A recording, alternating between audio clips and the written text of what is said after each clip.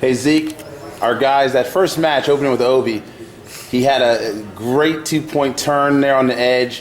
What was kind of the game plan for you guys thinking that going in for the next time that he's going to see this opponent, how he can avoid those situations where he's up by 2 points, short time on the clock? You know, we want to get the victory, but still at the same time he made a few errors. Yeah, you know, that was one of the holes we had in the dual meet today was our lead management. Being able to defend a lead when we had it, we lost it in several periods. Tervel, JD, Obi.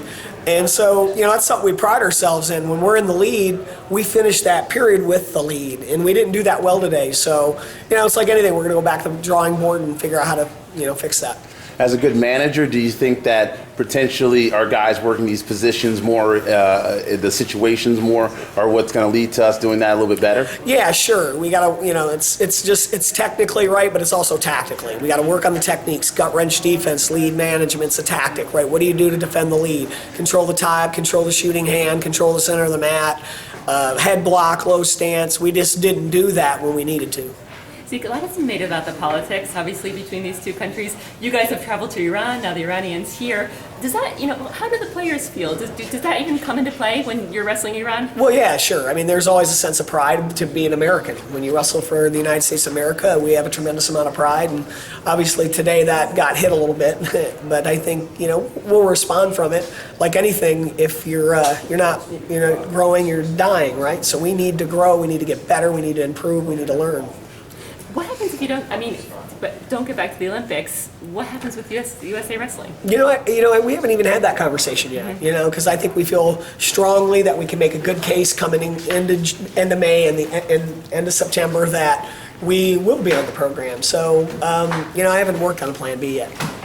Zeke, as the world's oldest sport, you know, and man, we've got a lot of kids out there that are still striving for that Olympic dream. What are we telling them right now to make sure that they know that we're still fighting and that we're still active in this?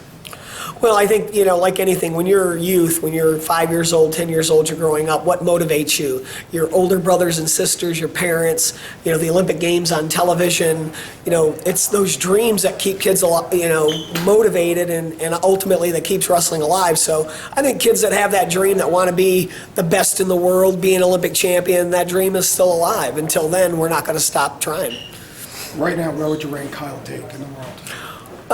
You know, I'm not a big ranker or predictor. I'm not sure, you know, where Kyle's at yet. I think I mean, let's be honest, he just came off folk style 3 weeks ago, or how many weeks ago, 6 weeks ago, 8 weeks ago. So I'd like to think that he's only going to improve and get better.